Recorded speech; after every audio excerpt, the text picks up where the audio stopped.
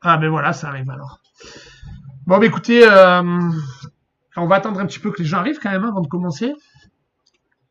Donc ça commence à arriver doucement. N'hésitez pas à venir nous faire un petit coucou. Donc on a déjà Alexandre qui est déjà là. Donc si vous êtes là, un petit coucou sur le chat. Ouais. Donc Alexandre, celui-là on le connaît. C'est Laurent Gonzalez qui arrive. Salut Laurent. On va attendre un petit peu que les gens arrivent. Ça commence tranquillement. Donc vous excuserez la déco. Il n'y a que Jean-Christophe qui s'est mis sur son 31. Parce qu'il prend les choses au sérieux. Nous, on est en t-shirt avec Thomas, comme vous pouvez le voir. Ludovic Serna, salut à tous. Torao, Overwatch, salut. Ça commence à arriver doucement, mais sûrement. Bon, mais écoutez, on va commencer. Donc moi, je vais me présenter, je m'appelle Pascal, pour ceux qui ne me connaissent pas, et je vais m'occuper dans le GN Victorien de l'organisation générale. Et après, je vais laisser mes deux compatriotes se présenter.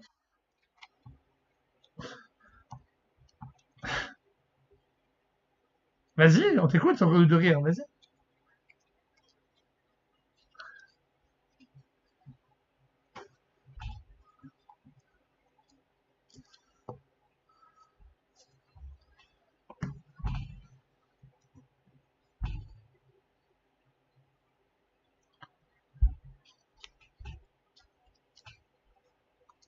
Ah, pourquoi il n'y a pas de son?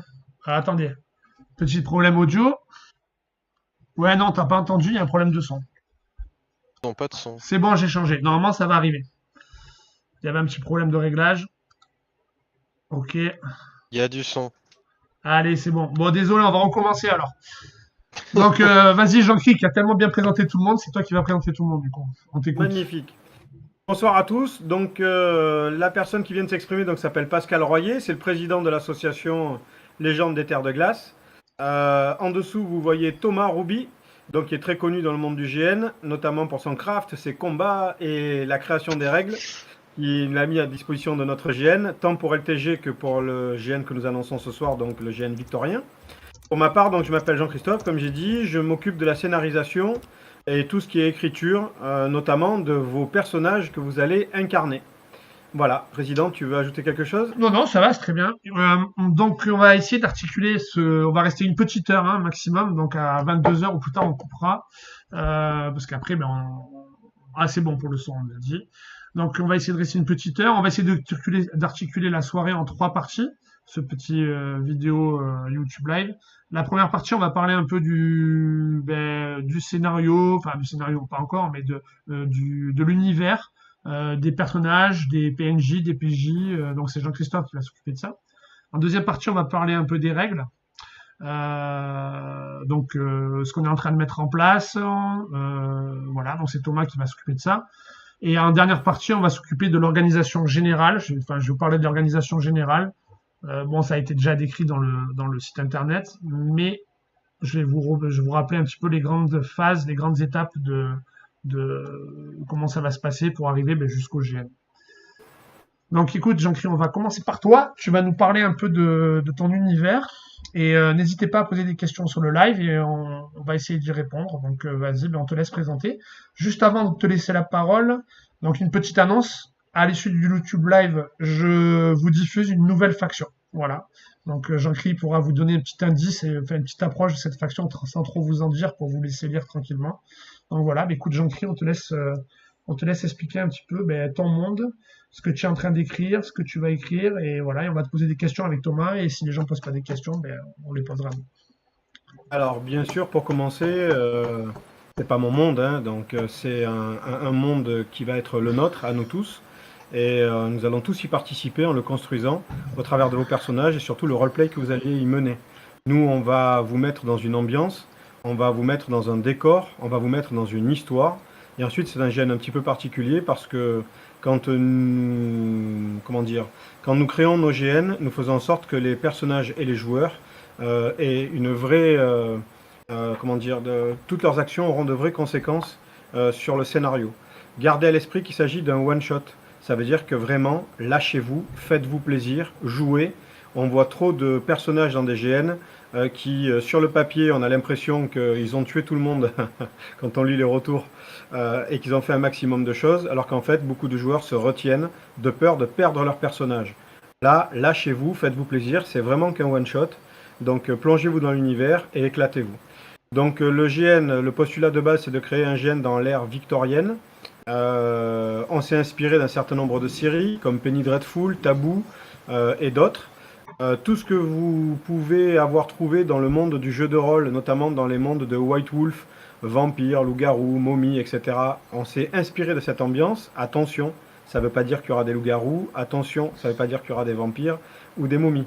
Ça veut dire que l'ambiance du monde des ténèbres, vous la retrouverez au travers de ce GN. C'est un GN qui est basé sur l'intrigue, donc qui se situe entre un GN et une murder. Attention aussi, je vais dire souvent attention. Donc attention aussi, quand on dit qu'il n'y a pas de combat, c'est faux. Bien entendu, il y aura des combats, mais qui seront plus tournés autour du duel, des assassinats ou d'un tout petit groupe de personnes qui peuvent s'entretuer. Mais vous ne trouverez pas des grands affrontements comme dans les masses LARP ou tels que vous pouvez les trouver dans notre GN LTG, le GN Viking. Voilà. Donc nous allons vous fournir des personnages qui seront entièrement décrits. Et quand on dit entièrement, c'est jusqu'à l'histoire, les capacités, les compétences et tout ce qui s'ensuit. Vous incarnerez des personnages qui s'inscrivent dans un groupe. Les groupes iront de 2 à 8 joueurs au maximum. Et ils seront tous prévus à l'avance. Afin d'éviter de vous imposer des personnages sur la base d'une présentation de quelques lignes, ce qui peut être frustrant après quand on découvre les secrets du personnage, nous avons eu pour idée la chose suivante. Là, on vous propose des factions. On va vous en proposer de façon régulière, jusqu'à 11 factions. Les factions, donc, comme je l'ai dit, comporteront de 2 à 8 joueurs. Quand vous y lirez ces factions, ça vous permettra de vous mettre dans des circonstances de base et d'avoir une ambiance du groupe, savoir de quel pays il vient, quelles sont ses motivations principales et comment il est perçu publiquement. La réalité, en fait, c'est que une fois que les inscriptions seront terminées, les joueurs en fait vont se manifester et se positionner sur un groupe en disant ben voilà, il y a un groupe de 8 joueurs pour ce groupe-là. Donc ben, nous, les 8 joueurs, nous les avons. Nous avons envie de nous impliquer dans ce groupe. Est-ce qu'on peut l'avoir? Lorsque le groupe est réparti dans les mains de ces joueurs-là, là, on donne une description plus importante des personnages afin que les joueurs puissent se dire comment on va se répartir les personnages au sein du groupe. Donc ça veut dire que c'est pas définitif. Donc admettons un groupe de 8 personnages. Moi je vous présente la faction. Le groupe des 8 personnages, le groupe des 8 joueurs s'attribue les personnages. Et là, ils ont la possibilité entre eux de se dire tiens, moi je prends Robert, toi tu prends Maurice. Voilà. Et une fois que l'attribution des personnages est faite de façon individuelle à chaque joueur, à ce moment-là, on envoie les secrets du personnage, qui peut être un traître, qui peut avoir une spécificité qui n'était pas prévue au départ, en tout cas pas présentée. Et à ce moment-là, le joueur s'approprie le personnage. Donc bien que les personnages soient entièrement décrits, vous avez quand même du choix pour pouvoir vous faire plaisir. À savoir aussi que certains personnages qui seront présentés dans les factions seront non genrés. Oh là là, que je choque personne en utilisant ce terme-là, c'est volontaire. Donc non genré, ça veut dire que certains personnages peuvent être joués soit par des hommes, soit par des femmes. Il suffira juste de changer le nom. Ce qui fait qu'on ne veut pas se limiter à ça. Si vraiment il y a un joueur ou une joueuse qui focalise sur un personnage décrit, elle pourra se l'approprier sans aucun problème. Donc ère victorienne, monde gothique, monde noir, très noir. Les enfants à ce GN ne sont pas autorisés et c'est pas par hasard. Malgré le fait que nous proposons un monde noir, il faut savoir qu'à aucun moment nous ferons des scènes qui peuvent vous mettre mal à l'aise. À savoir aussi que lorsque nous présenterons les personnages de façon plus intime, c'est-à-dire lorsque nous en serons à l'étape 2, où un groupe se sera approprié une faction et sera à l'étape de se distribuer les personnages, nous mettrons 2 indices sur ces personnages, qui seront notés de 1 à 5. Le premier indice, en fait, concernera la difficulté d'incarnation du personnage. En effet, il y a des personnes qui viennent en GN et qui s'immergent totalement dans le GN et qui ont envie d'être des pièces maîtresses du GN. Voilà, on l'entend. Puis il y a d'autres personnes qui viennent dans un GN pour avoir un personnage tranquille, jouer avec des potes, s'impliquer, sans pour autant jouer un rôle majeur. Donc ça veut dire que donc de 1 à 5, le niveau de difficulté du personnage, ça vous permettra de vous dire, bah, tiens, je préfère jouer un personnage qui a un niveau de difficulté 2 ou 3, donc c'est-à-dire un personnage qui a un rôle, hein, tous les personnages auront un rôle, mais qui n'est pas forcément un rôle de premier plan. Et un personnage qui aura un niveau de difficulté 5, c'est un personnage dans lequel le joueur devra faire beaucoup d'efforts, s'approprier le personnage, avoir des lectures, et en se disant, une partie du GN repose sur mon roleplay. Donc on compte sur les personnes qui prennent les personnages de niveau 5 en se disant, je vais vraiment m'impliquer. Il ne s'agit pas de le prendre juste pour briller, et quand on arrive en GN, on passe tout son temps à boire des coups. Voilà, pour être très très franc avec vous. Ensuite, donc, il y aura un deuxième indice, aussi noté de 1 à 5, c'est le degré de noirceur du personnage. Ça ne veut pas dire que 5 c'est un salaud et 1 c'est un gentil, ça n'a rien à voir. Noirceur, ça veut dire complexité, ça veut dire lutte, combat intérieur, difficulté morale, background lourd, Ce qu'il a vécu. ancien esclave, torturé. En gros, ce qu'il a vécu. Exactement. Donc, avec ces deux indices, ça nous permettra, nous, de savoir, de notre côté, et par rapport aux scènes qu'on a prévues, jusqu'où on peut aller dans la noirceur face aux joueurs que nous aurons en face de nous. Un joueur qui aura pris le niveau de difficulté du personnage 2 et qui ne souhaite pas plus s'impliquer que ça, juste se faire plaisir dans le GN, on ne va pas le mettre dans des scènes violentes ou qui pourraient heurter psychologiquement, par exemple. Voilà. Donc, dans tous les cas, nos GN, que ce soit LTG, Victorien ou quoi que nous faisons, le respect, c'est la règle de base. C'est vraiment la règle de base et nous y tenons.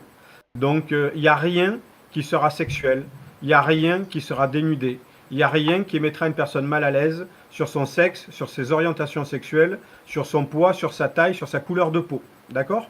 Vous verrez que dans le GN, il y a des factions autour de religion, beaucoup autour de l'occulte. Pareil, quand on y voit des musulmans, des chrétiens, des catholiques, parce que chrétiens et catholiques, c'est pas la même chose. Donc musulmans, chrétiens, catholiques, juifs ou autres, pas de racisme, pas de parti pris de notre part, c'est un jeu et uniquement un jeu. Donc si dans le jeu vous allez tuer un juif, ou si dans le jeu vous allez tuer un arabe, ou si dans le jeu vous allez tuer un catholique, c'est du jeu et rien d'autre. Voilà, gardez-le vraiment à l'esprit. Nous, on a un GN qui n'est absolument pas connoté sur aucun plan et on y tient. Voilà, pour ma présentation. Alors, moi, j'ai un peu des questions quand même. À ce GN, on risque de mourir. Oui, gardez à l'esprit donc que c'est un one-shot. Donc, dans la mesure où c'est un one-shot, lâchez-vous, ne vous retenez pas. Mais de notre côté, nous, on ne se retiendra pas. À aucun moment.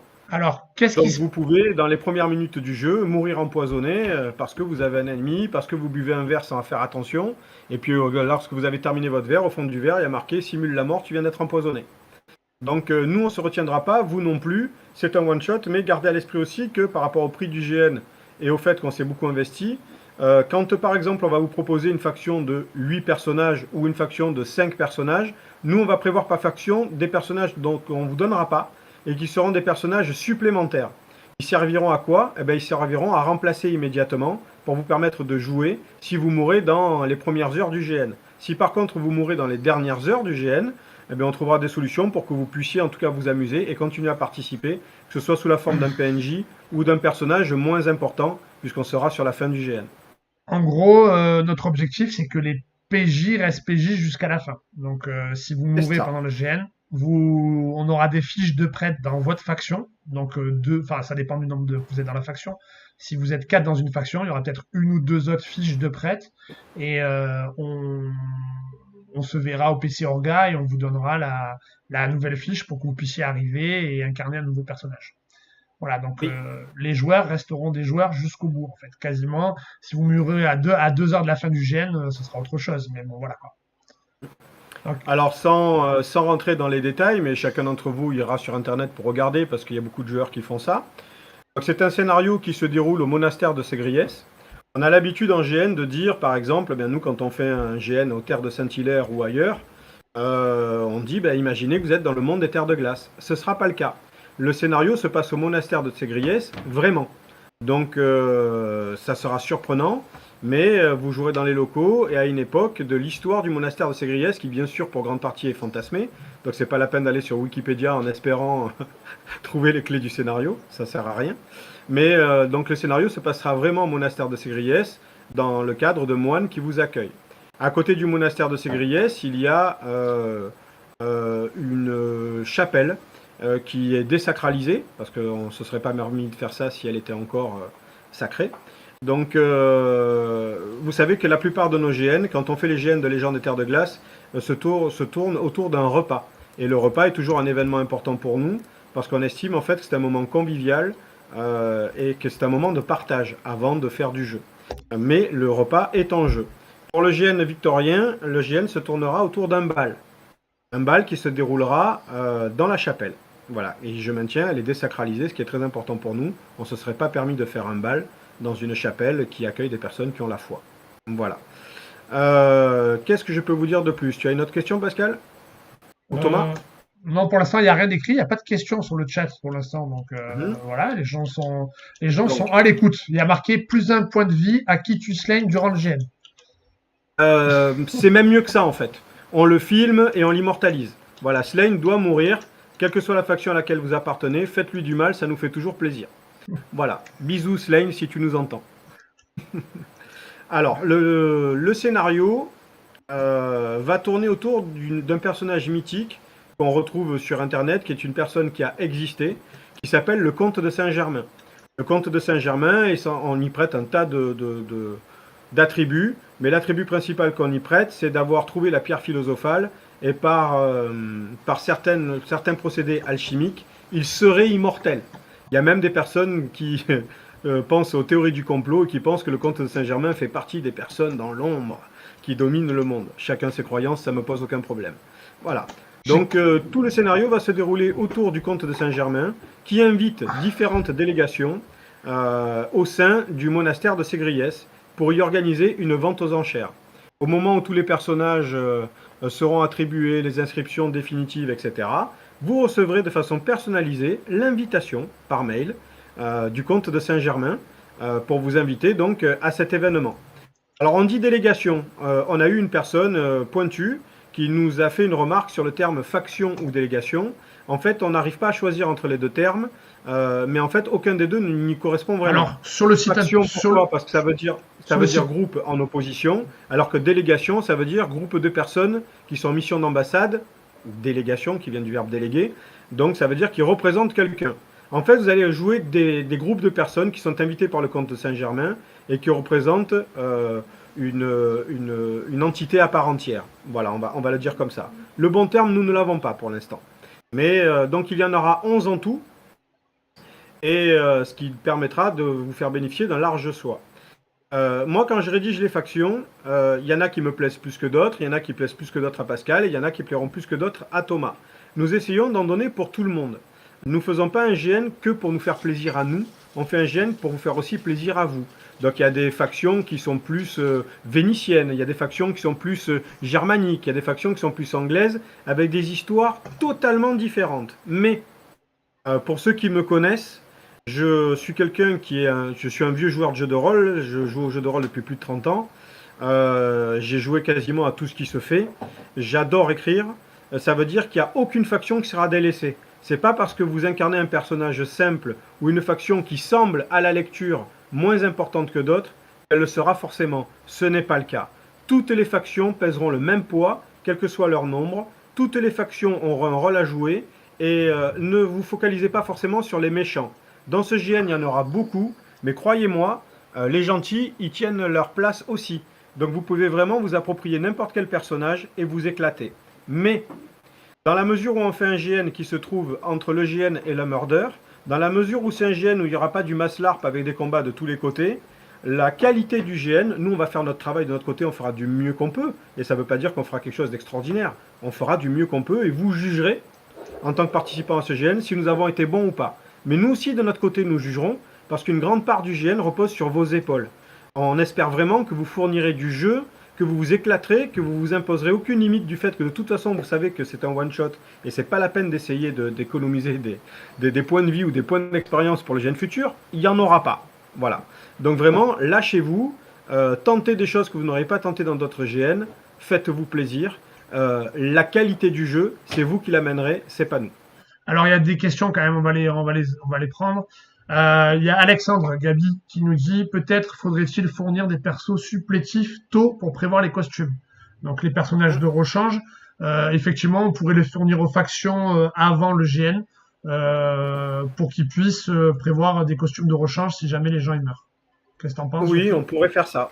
Voilà. Alors moi, je suis pas pour parce que j'ai peur en fait que certaines personnes aient l'impression qu'ils vont avoir un panel de choix et qu'éventuellement ils pourront plonger dans des personnages supplétifs. Les personnages supplétifs resteront des personnages secondaires. Quand on décrit 100 personnages, parce que c'est ce que je vais faire, avec des backgrounds qui iront... Alors, je sais qu'on a fait des GN dernièrement, nous, en tant que joueurs, on a eu des backgrounds à 50, 60, 70 pages. Ça n'arrivera pas dans ce GN-là. Tous les backgrounds comporteront entre 6 et 10 pages. Voilà. Et que vous soyez le demi-dieu du GN ou le domestique, vous aurez 6 à 10 pages. Donc pas plus, mais gardez à l'esprit que quand on dit 6 à 10 pages, si on prend sur une moyenne de 7,5, et ça veut dire 750 pages que pour les backgrounds de joueurs à rédiger pour ma part. Derrière, il y a aussi les scènes, l'intrigue, le scénario, etc. Donc j'ai 1000 pages à rédiger. Donc les personnages supplétifs, je ne veux pas que ce soit un joker, dans le sens où on est 8, il y a 10 personnages et on fait nos choix parmi ceux-là. Non. Si c'est un groupe de 8, les 8 personnages majeurs seront les 8 personnages proposés. Les personnages supplétifs seront là pour seconder en cas de la mort d'un personnage principal.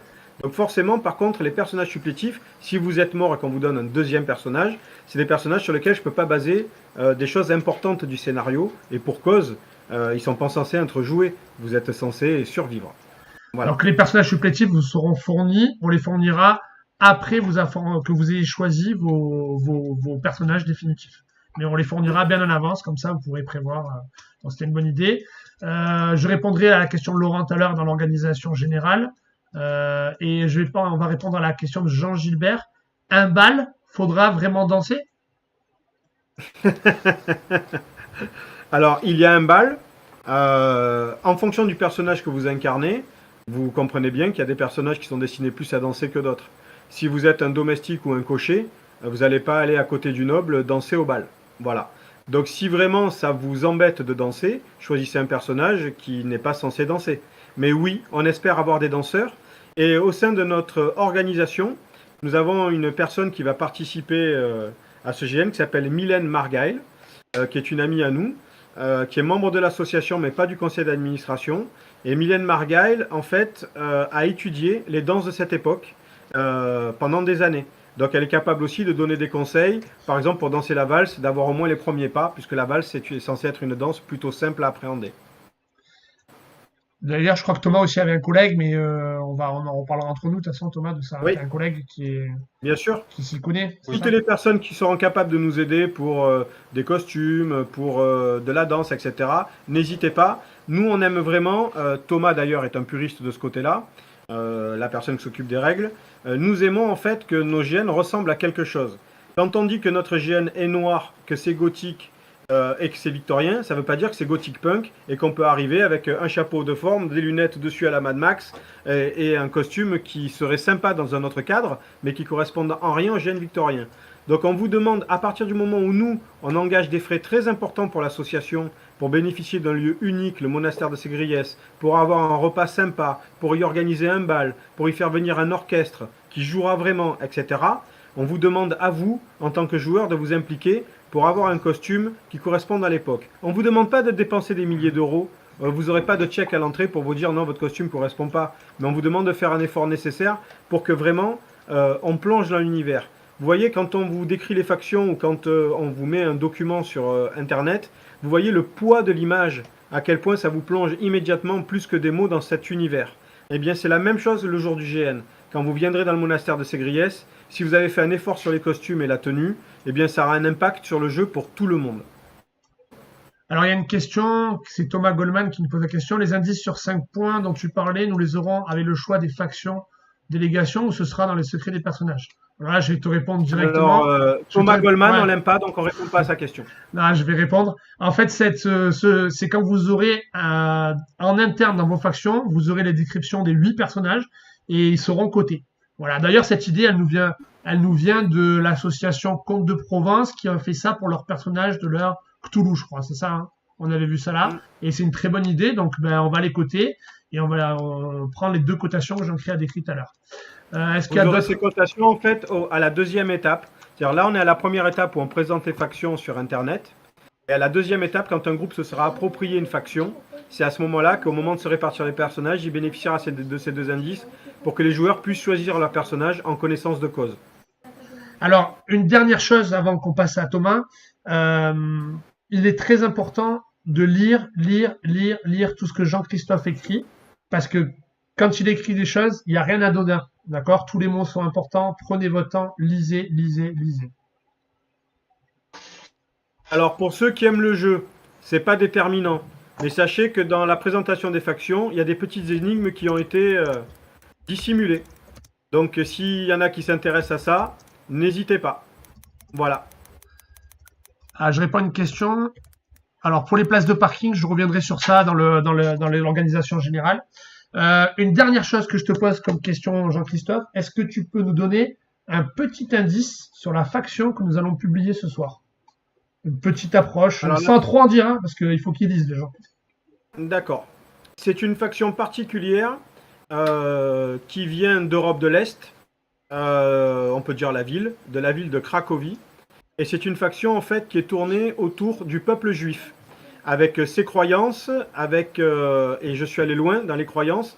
Donc c'est une faction qu'il faut s'approprier à partir du moment où on a envie de se plonger dans l'histoire de ce peuple, de son mythe et de ce qu'elle a été en 1897. Moi j'ai trouvé ça extrêmement intéressant, et dans la mesure où c'est un GN victorien qui va y mêler... En fait tout le GN tourne autour de l'occulte, vraiment. Même si vous êtes un combattant, tous les backgrounds, il y aura une part d'occulte, de mystère, de noirceur. Le comte de Saint-Germain n'invite que des personnes qui lui ressemblent pour pouvoir vendre quelque chose qui est quelque chose d'extrêmement important pour toutes les religions et pour toutes les croyances. Donc ça veut dire que le peuple juif bénéficie d'une religion qui est exceptionnelle, d'une histoire qui est exceptionnelle, au même titre que les autres religions et les autres histoires. Donc les personnes qui voudront s'approprier ce peuple-là, cette faction-là, ça leur demandera un petit effort de recherche historique. À savoir qu'on ne vous demande pas non plus de lire une encyclopédie et de se dire « Oh là là, moi je ne connais pas la Torah, donc je ne peux pas jouer ce peuple ». Tout ce que vous aurez dans les documents que je vous aurai donnés sera suffisant pour jouer. Vous ne passez pas un examen, vous êtes là pour vous faire plaisir. Avant de passer à Thomas, je vais insister ça va faire l'enchaînement entre Jean-Christophe et Thomas, parce que Thomas travaille aussi sur ça. Le grand mot de ce GN, c'est l'immersion totale. On est d'accord pour Thomas et pour... on va essayer d'être en immersion du début jusqu'à la fin, le plus d'immersion possible, le moins de HRP possible. Donc Jean-Christophe met tout en œuvre au niveau de l'écriture des scénarios et des personnages pour que vous puissiez rentrer dans un personnage et le vivre à fond. Et Thomas met tout en œuvre dans les règles. C'est pour ça qu'on va arriver enfin à toi, Thomas, pour que tu nous parles un peu de tes règles, de ta vision des choses, de ce qu'on a déjà écrit sur le site, sans trop rentrer dans les détails, hein, mais nous dire un peu et comment ça va encore évoluer jusqu'au GN. Ah, juste Thomas, avant que tu prennes la parole, je vais rebondir sur un mot qu'a dit Pascal, si tu me permets. Quand on dit rentrer dans un personnage, ce message s'adresse à Jérôme Delguidis. C'est une image. D'accord, Jérôme? Tu n'as pas le droit de rentrer dans des joueurs ou des joueuses, même s'ils sont consentants. On est dans un GN. Toujours bien de le préciser, ça. Comment rebondir là-dessus oui, le but c'est de l'immersion. Donc on est parti sur une idée de règles les plus simples possibles.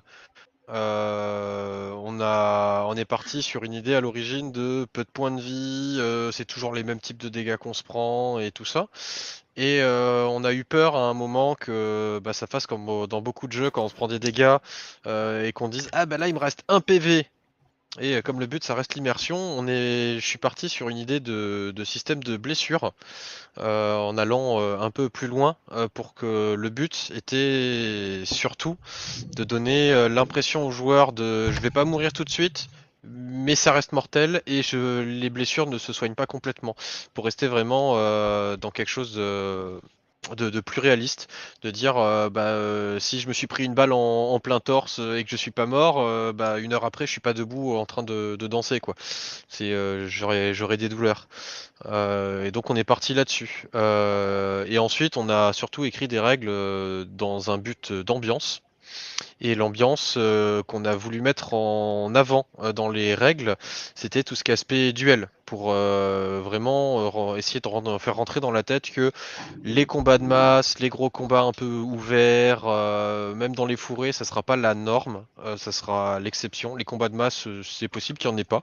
Ça sera un peu à vous de décider, mais dans la théorie, il devrait pas y en avoir. Les combats dans les fourrés, les assassinats, tout ça, ça peut toujours arriver. Donc les règles de blessure existent, elles sont présentes. Mais j'ai mis un point d'honneur à essayer de décrire un peu tout le cérémoniel et tout l'aspect des duels qui sont quelque chose de très important dans les sociétés un peu hautes de cette époque-là. Il faut savoir qu'au 19e siècle, il n'y a pas une personne qui essaie d'avoir un peu de pouvoir politique qui n'essaie pas de faire des duels. Tout le monde en a fait au moins un à ses 25 ans. Voilà. Si vous voulez des exemples, les journalistes de l'époque, dans les grandes maisons d'édition journalistes, donc pas les personnes qu'on voit se battre en priorité, avaient tous des maîtres d'armes et des salles d'armes à disposition et ils s'entraînaient systématiquement toutes les semaines. Voilà, pour que vous voyez un peu l'ambiance de l'époque, de l'honneur, la parole, la réputation, c'est extrêmement important. Et donc dans les règles, j'ai voulu retranscrire ça en mettant vraiment en avant le duel et tout le cérémoniel qui va à côté. Un duel, c'est pas juste je croise quelqu'un dans le couloir, je lui mets une claque et je te dis allez vas-y on se bat. Voilà, le cérémoniel il est important pour qu'il y ait des témoins, pour que tout le monde accepte que le duel il soit juste, il soit propre et que personne puisse remettre en cause la conclusion du duel. Tout en ayant un aspect assez particulier, c'est que les duels à l'époque sont complètement illégaux. Voilà. Si un flic se pointe et voit un duel, dans la théorie, il est censé tout arrêter. Dans la pratique, les flics faisaient autant de duels que les autres, donc ils le faisaient assez peu. Et la règle reste assez proche du si personne se plaint, eh ben on fait rien. Et le meilleur moyen d'empêcher que quelqu'un ne se plaigne, c'est que les duels sont rarement à mort à cette époque-là. Parce que le mort, si la famille se plaint, elle craint rien, alors que la personne qui a été blessée, qui a perdu le duel, si elle se plaint, elle en prend autant que l'autre. Parce qu'elle a fait le duel en elle-même. Voilà. Après, je disais, Thomas, Vas-y. on t'a écrit des premières règles là pour commencer, pour donner une idée que c'est des règles qui sont très light, où il va y avoir le moins d'annonces possible. On essaye d'être dans le plus immersif possible. Ces règles-là, elles vont un peu évoluer quand même. Dans les 1 an et demi, on va faire là, on est une version 1.0, on va évoluer la version quand même. Oui, il y a des évolutions qui sont prévues, il y a des trucs qui vont se spécifier, qui vont se préciser. On a beaucoup de questions de comment rendre ça le plus immersif possible, éviter les petits papiers, les rubans, les trucs comme ça qui traînent. On travaille un peu sur le système de crochetage en ce moment, mais ça vous en apprendrez un peu plus. On a aussi beaucoup de questions là-dessus, et on va aussi travailler sur un aspect on n'a pas vraiment de terme, mais on pourrait appeler ça des compétences, où le but c'est de créer des règles spécifiques sur les personnages, où tous les personnages auront une ou deux règles spécifiques pour essayer de se démarquer par la suite. La seule que vous pouvez voir à l'heure actuelle dans les règles, qui est un peu dissimulée parce que c'est pas montré comme une compétence particulière, c'est que il y a des gens qui pourront cacher des petits objets sur eux et ils seront impossibles à détecter lors d'une fouille. Voilà. C'est une histoire de petits rubans où là on a cédé à la tentation du ruban parce que c'est une personne qui a un ruban sur lui, sur un objet sur lui, c'est pas forcément très visible. Voilà. Mais le but c'est vraiment que tous les joueurs aient des règles spécifiques. Donc ça veut pas dire forcément des bonus. On peut imaginer des malus, des bonus, des systèmes d'avantages, désavantages pour équilibrer. Si quelqu'un a une compétence vraiment très forte, peut-être qu'on lui mettra une autre à côté qui lui donnera des petits malus. Voilà, mais c'est encore en discussion, mais sachez que tous les personnages, ça vous l'aurez sur les fiches détaillées des personnages, donc ça sera du secret pur, personne même dans votre faction sera au courant de vos compétences. Je rebondis sur mais ça vous le verrez plus tard. Je rebondis sur ces compétences, les compétences que vous aurez dans vos personnages. Déjà, elles seront diffusées dans votre fiche individuelle que vous aurez juste avant le GN. Donc ça, c'est au dernier moment que vous aurez votre compétence. C'est pas elle qui va faire que ça va faire votre costume.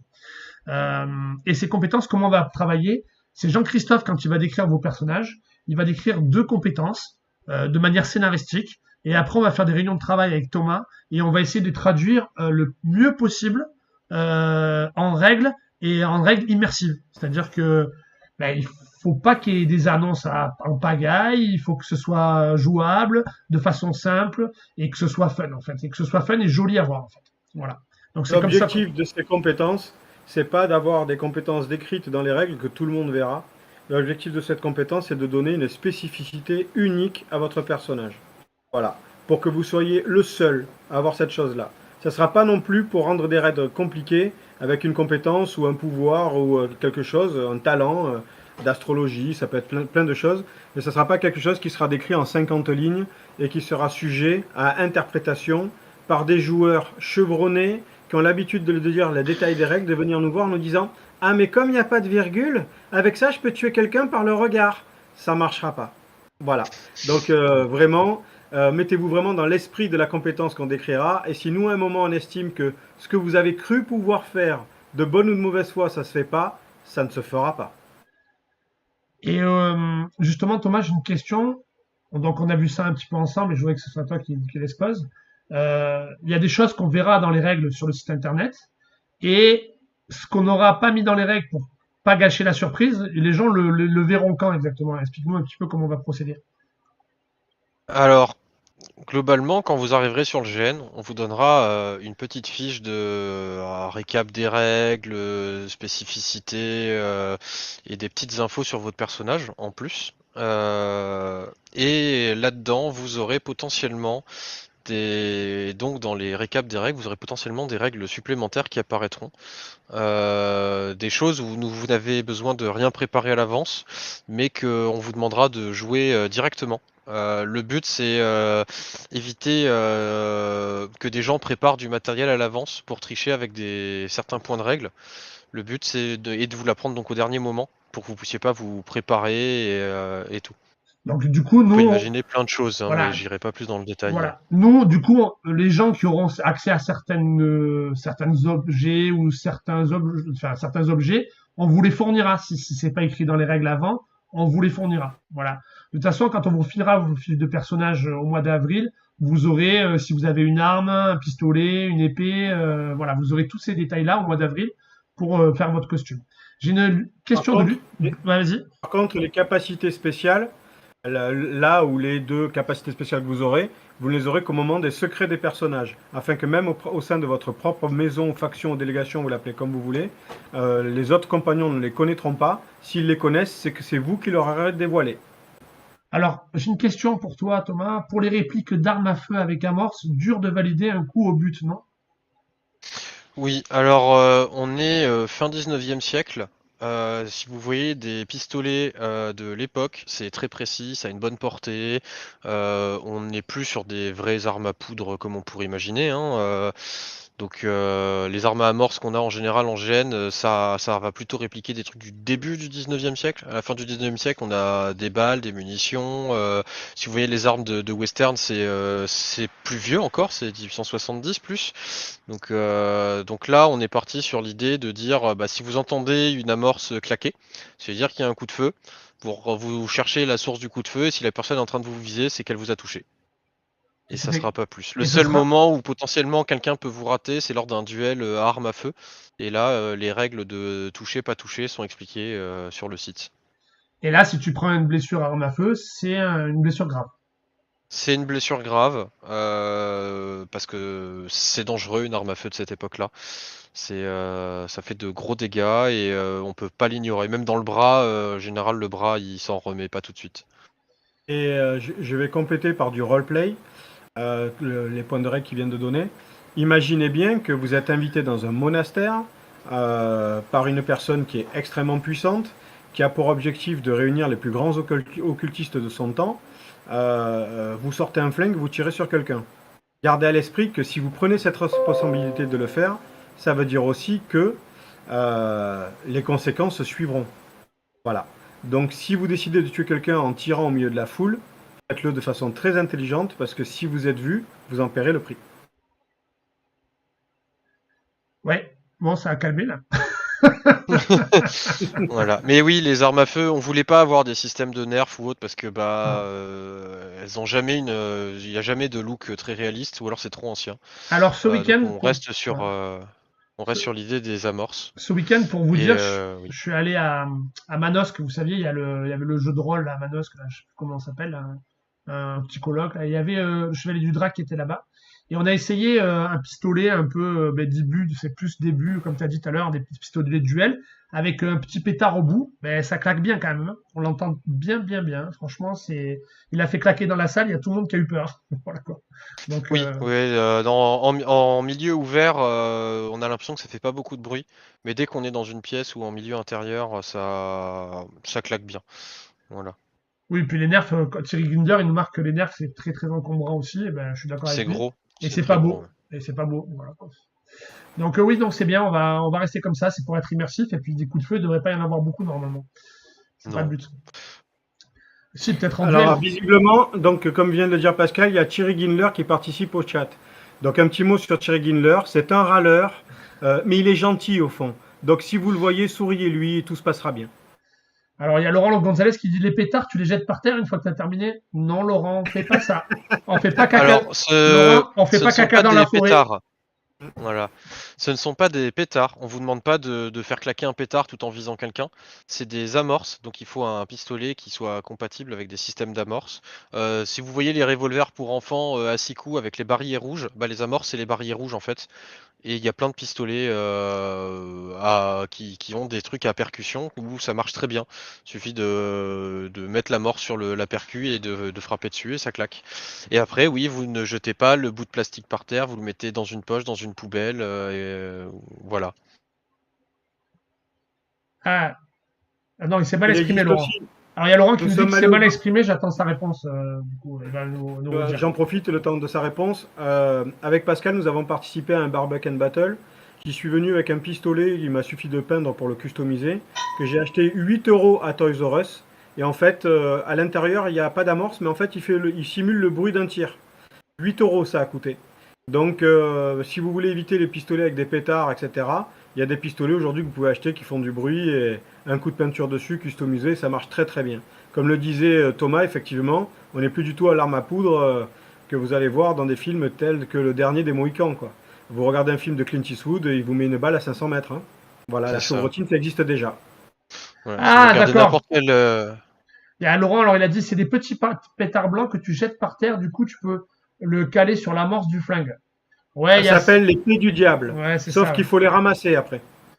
Ouais, alors ça Oui, fait pas trop, ça fait pas trop Et de le bruit. bruit est petit. Le bruit est vraiment petit. Et puis Je ça vais risque. chercher Et mon pistolet pour que vous ça. voyez. Je reviens tout de Je suite. crois que ça coûte plus cher que les amorces rouges de revolver Mais que tu oui. trouves en farce à Japon. Ouais, c'est en fait franchement les revolvers là, je les ai vus ce week-end.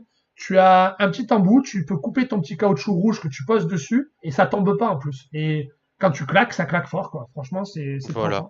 Mais oui, si vous voyez regarder n'importe quel western avec des Winchester, des trucs comme ça, vous avez des armes qui sont plus vieilles que la période de notre gène. Elles ont déjà 25-30 ans, dans une période où les armes à feu, elles évoluent très très vite.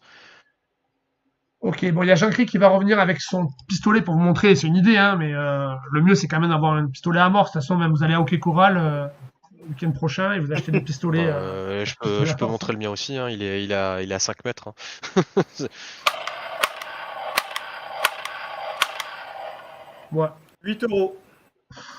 Ah ouais, par contre, le style est très, très moderne. Là, ça pour le coup. Ah oui, oui, mais après, il faut trouver autre chose. Oui, il y a moyen de trouver. Et bon, voilà. Du coup, maintenant, est-ce que vous avez encore des questions sur les règles? On va attendre un petit peu parce qu'il y a un petit décalage entre le chat et. Alors, pendant qu'il y a des questions qui sont en train de s'écrire, bien entendu, donc tout à l'heure, j'ai fait un trait d'humour marquant le respect que nous attendons dans ce GN. Même si c'est un GN noir, on ne peut pas tout se permettre, notamment au niveau du sexe opposé. On ne pose pas ses mains dessus, on ne fait pas des choses que la personne en face n'a pas envie de recevoir. Donc, j'ai fait un trait d'humour par rapport à Jérôme Delgudis, qui est un membre de notre conseil d'administration, qui est un excellent joueur. Ah merde. Je sais qu'il est plus beau que moi, Ouais. mais il est marié avec 2 enfants, hein, c'est pas le queutard du coin, voilà. Donc c'était un trait d'humour par rapport à lui parce que je l'aime beaucoup et j'aime le titiller, mais qu'il n'y ait pas une mauvaise réputation qui suive face à ce trait d'humour. Je préfère le dire parce que je connais pas toutes les personnes qui sont sur le chat, et comme notre GN s'élargit beaucoup par rapport à tous les nouveaux inscrits, je voudrais pas qu'une personne ait une image qui ne corresponde pas à la réalité. Alors, il y a Thierry qui pose une question, mais je vais lui répondre. Comme ça, on va passer faut-il des armes type fleuret? Mais en fait, quand vous aurez vos personnages au mois d'avril 2024, pour répartir les personnages dans le groupe, il y aura marqué si vous possédez des armes ou si vous en possédez pas, tout simplement. Oui, et en fonction du rôle, En fonction du rôle, vous prendrez une arme qui vous ressemble. Vous imaginez bien que je ne peux pas répondre à cette question, parce que si vous jouez un Turc, si vous jouez un Germain, si vous jouez un Français, si vous jouez un Anglais, si vous jouez un Africain, vous n'aurez pas du tout les mêmes armes, et forcément, par rapport à la culture que vous serez censé incarner, eh bien, il faut une arme qui vous corresponde. Par contre, j'irai pas chercher des personnages avec des armes extrêmement exotiques et qui soient impossibles à trouver au Chevalier du Drac ou ailleurs, et qui font que bon ben il faut les crafter soi-même. On vous imposera pas ça. On fera des choses simples. Il y a Thierry Gindler qui marque pas de grosse épée, je suppose. C'est Voilà, sûr, mais Thierry Gindler il fait oui. 2 mètres, donc pour lui, ce qui est pas une grosse épée, Ouais. ça fait ma taille. De toute façon, faut se remettre dans l'ambiance de l'époque. Se balader, on est fin 19e, se balader avec une épée, personne le fait en fait. Plus personne ne se balade avec une arme blanche, surtout quand tu vas dans un bal en société ou autre. Les seules armes un peu visibles qu'on peut voir chez des gens dans la rue, c'est des cannes. Des cannes renforcées pour servir d'autodéfense. Et si vous avez besoin d'une arme, c'est souvent parce qu'il y a un duel, et le duel, les armes sont codifiées et tout ça. Donc vous en aurez besoin au moment du duel, mais pas pour vous balader. Alors C'est assez oui, rare. il y a Thierry Gindler qui marque canne épée, mais alors moi j'ai déjà essayé de regarder des cannes épées. C'est super compliqué de trouver des cannes épées de GN. Maintenant, ça peut se crafter peut-être, je sais pas Après, si trop. tu as une canne de GN, nous on fait pas de différence côté blessure, dégâts, tout ça, sur un coup fait avec un bout de bois ou un coup fait avec une épée. Donc tu peux dire c'est une canne épée et en fait visuellement ça ressemble à une canne quoi. Vous Faut qu'elle savez. soit juste sécurisée. Bah, bien sûr, il y aura un test de vos armes en arrivant, mais de toute façon, on va pas, il nous reste un petit quart d'heure, 13 minutes exactement. On va finir par l'organisation générale. Donc, comment ça va se passer? On va vous diffuser des factions tous les semaines ou tous les 15 jours jusqu'au mois de novembre cette année.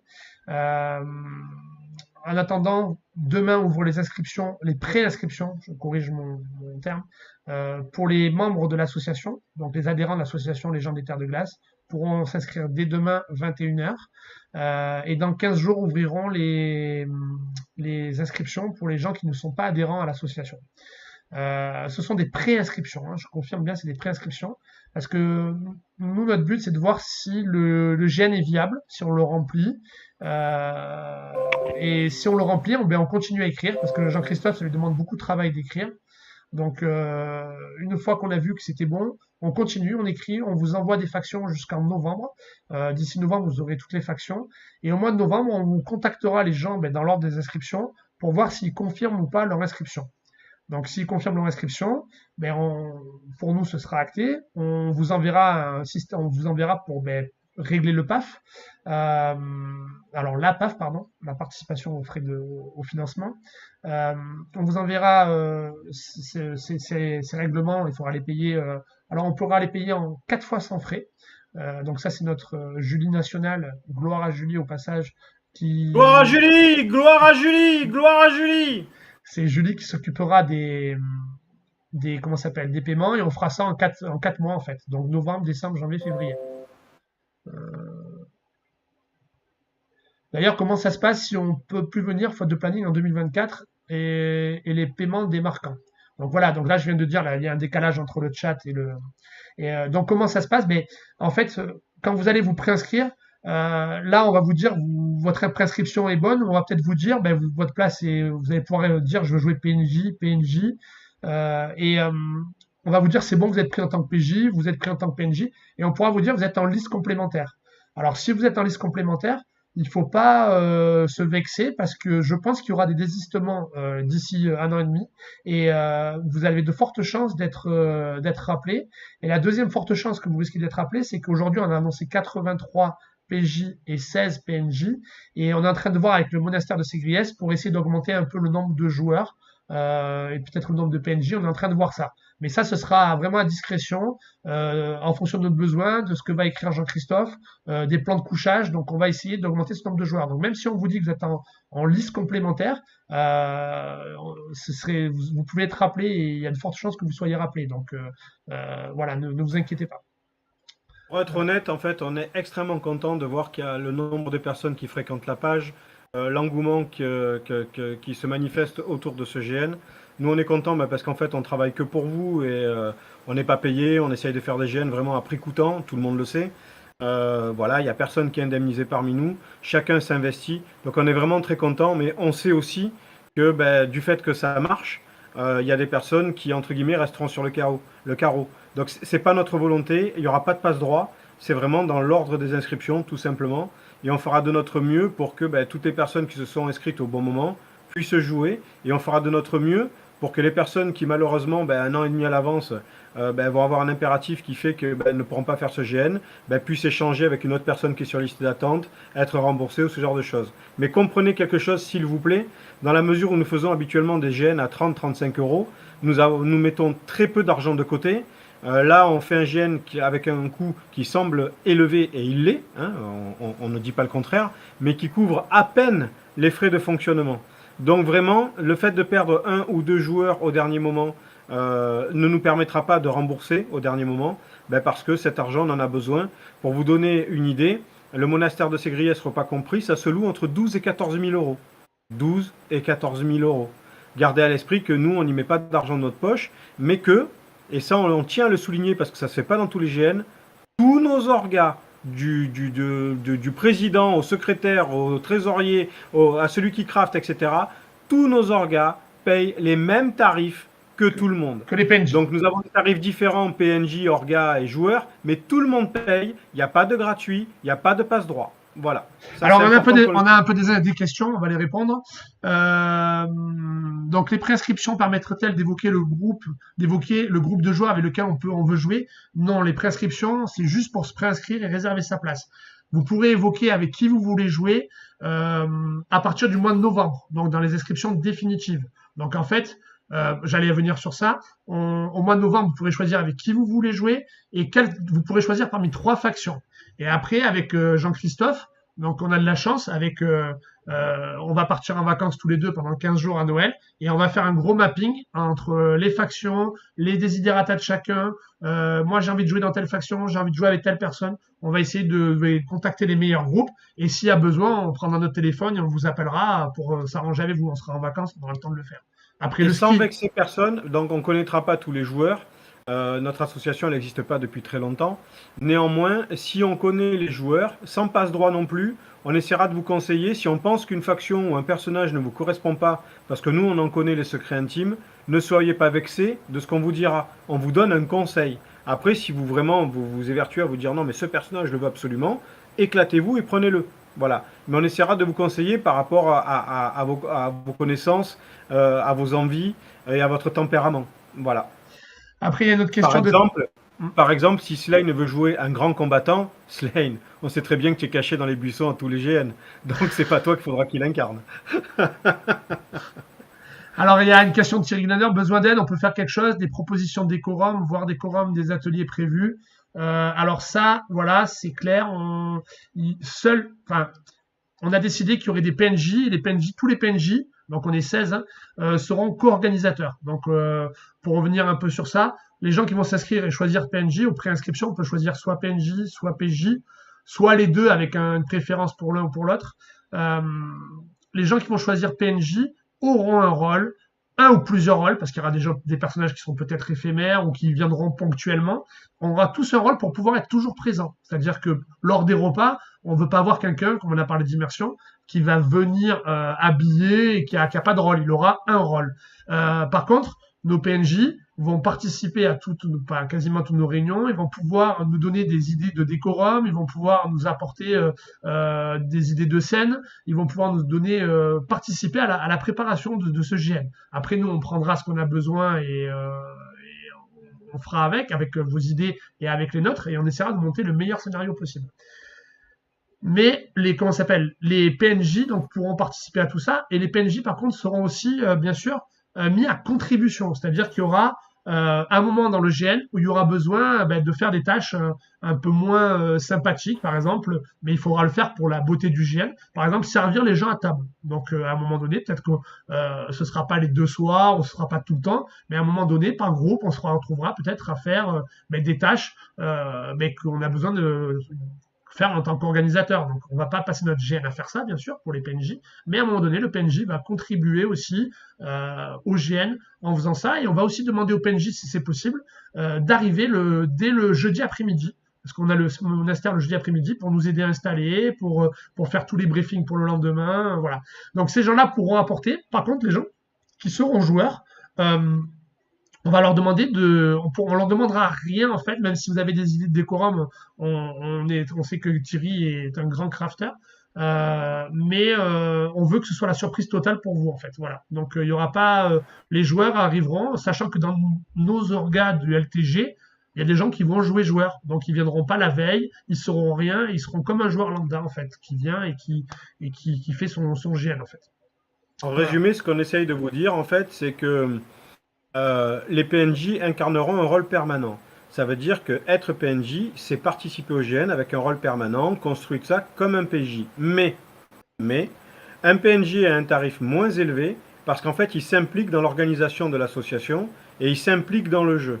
Ça veut dire que, le personnage que vous jouerez n'aura pas la liberté qu'aura un joueur, parce qu'un joueur avec son personnage, il fera ce qu'il voudra, alors qu'un PNJ, non, il aura un but à atteindre dans le but du scénario. Le PNJ, il est là en fait pour nous aider, nous soutenir à ce que le GN se déroule bien. Donc ça peut être dans les objectifs du personnage, mais ça peut être aussi effectivement, comme le disait Pascal, servir à table en incarnant un rôle de domestique pendant quelques minutes. Voilà. Donc c'est important pour nous. Donc un PNJ, c'est quelqu'un qui s'investit aux côtés de l'association pour que le GN se passe bien et qui accepte d'être drivé, donc a une liberté moindre que celle d'un joueur. Mais dans tous les cas, tout le monde aura un personnage qui lui permettra de s'éclater. Nous, on n'aime pas trop les histoires de PNJ, de gens qui viennent à un GN et puis pendant 3 minutes ils sont un bandit, 2 minutes ils sont un domestique, 1 minute il est le cocher. Ça gonfle, vous n'êtes pas corvéable à merci. Mais gardez à l'esprit que vous êtes quand même à notre disposition. C'est le but d'être PNJ.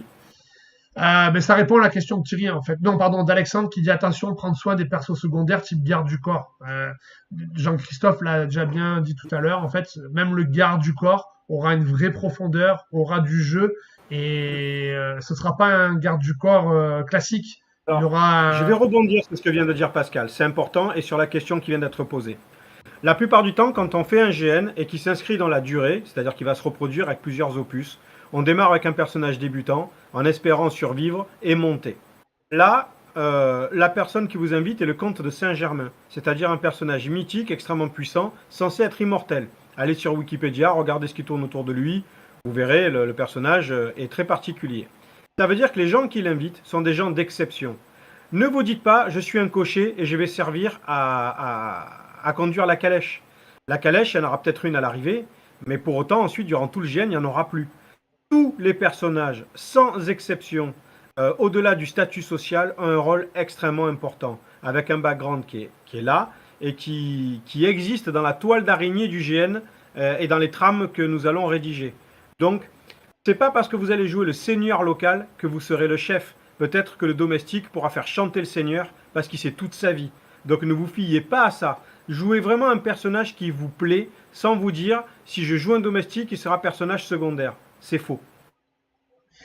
Bon, il est tard, on est bientôt. Normalement, on a fini dans 1 minute. Bon, je vais quand même finir sur l'organisation générale. Donc, en novembre, vous pourrez choisir donc 3 choix de factions. Vous pourrez demander à jouer à des doléances de jeu avec certaines personnes.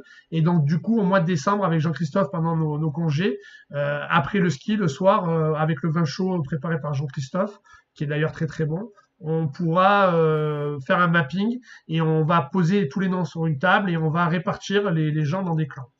À partir de janvier, on espère pouvoir vous donner des clans et je pense que Thomas va nous constituer un super Discord avec différents salons et on mettra les gens dans les salons, dans des salons privés. Vous pourrez vous entretenir, discuter, commencer à discuter du jeu. Enfin, il sera disponible pour vous. Le salon sera. Voire nous poser des questions directement sur le Discord. Voilà, nous poser des questions directement sur le Discord. Nous, on aura Jean-Christophe, Thomas et moi, et on aura accès sûrement d'autres organes de l'assaut. On n'a pas encore mis ça en place correctement. On aura accès à tous les salons et on pourra venir chatter avec vous. Et lorsque vous ferez, par exemple, j'arrive donc sur le mois d'avril, le choix de vos personnages, vous pourrez organiser une soirée autour de votre Discord, faire une visio et nous, peut-être qu'on viendra pour écouter. Si vous avez des questions à nous poser, on répondra. Voilà, on essaiera d'être présent sur vos réunions où vous allez choisir vos personnages. Donc ça, ce sera au mois d'avril. Donc je rappelle, novembre, vous confirmez votre inscription, vous émettez vos choix. Vous payez si vous voulez, novembre, décembre, janvier, février, en 4 mois sans frais. Nous, en janvier, février, on vous transmet les groupes. Et à partir du mois d'avril, on a ficelé tous les personnages et on vous envoie dans les différents salons, on vous enverra le PDF avec la description, ce que connaît tout le monde des personnages. Donc là, on vous laissera un petit peu de temps pour choisir vos personnages, ce sera 6 mois avant le GN, et ça vous permettra aussi de commencer, quand vous aurez choisi votre personnage, à choisir, à confectionner votre costume, ou à l'acheter, ou le coudre, comme vous voulez. Et après, il se passera les 6 derniers mois. Les backgrounds individuels seront donnés entre une semaine et 15 jours avant le GN, pas avant, parce qu'on n'aime pas le méta-jeu qui se passe avant quand on donne trop tôt les backgrounds. Et là, vous aurez vos secrets définitifs, vos compétences définitives. Si jamais vous avez des compétences qu'on n'a pas mis dans vos personnages initiaux, ou sur lesquels il faut préparer un peu du craft, on vous contactera individuellement pour vous dire ce qu'il faut préparer. Donc voilà, on va prendre tout ça en compte. Et après, on arrivera au jour du GN, le jour J du GN, et on va faire le meilleur GN possible inimaginable du monde, grâce à vous, grâce à vous, à vos costumes, à votre immersion, à vos personnages, à tout ce que vous allez faire. Voilà. J'en ai fini. Avant que le président termine, parce qu'il aura le dernier mot, ou que Thomas va y rajouter quelque chose, s'il vous plaît, soyez indulgents. Qu'on fasse un bon ou un mauvais GN, dans tous les cas, nous, on se sera défoncé, que ce soit au travers des règles, de la logistique. Tous ceux qui ont créé un GN savent à quel point c'est compliqué de faire un GN. Notre seul objectif, c'est votre plaisir, donc soyez indulgents. Voilà. Gardez à l'esprit que ce n'est qu'un jeu. Il n'y a pas de meilleurs joueurs que d'autres et tout, même si on sait que c'est le cas. Mais c'est comme dans tout, c'est comme dans le foot, le tennis ou ce que vous voulez. Voilà. Mais ce n'est qu'un jeu. Il n'y a pas besoin de se disputer, il n'y a pas besoin de se prendre la tête. Respectez l'autre. Quand vous voyez qu'un joueur est même bon que vous, laissez-le s'exprimer, laissez-le s'émanciper, s'éclater, se régaler. Ce n'est qu'un jeu. Vous connaissez tous les valeurs qu'on essaie de véhiculer au travers de nos GN. Et c'est pas juste des mots. C'est pour ça qu'on les rabâche régulièrement. Ce n'est pas juste des mots. Respect et jeu, c'est tout ce qu'on attend de vous. Et même si le GN finalement est mauvais, si on a passé un bon moment avec des amis, nous on retiendra que ça. Thomas, un dernier mot peut-être? Oui, je vais rajouter un truc. Nous de notre côté, il faut quand même voir, ça rejoint ce que JC a dit, c'est un pari qu'on fait. C'est un GN dans une période qui est très peu jouée, qui est demandée. Pour connaître beaucoup de gens du GN, c'est une période qui est assez demandée, mais qui est très peu jouée. Ce qui fait que potentiellement, tout ce qui est costume, ambiance, tout ça, c'est pas quelque chose de facile à appréhender. On a aussi fait un GN. Qui est personnellement le type de GN que j'aime bien, mais c'est du GN où la fin n'est pas écrite. On vous emmène dans une situation avec des objectifs, des choses à faire, mais on ne sait pas ce qui va se passer pendant le GN.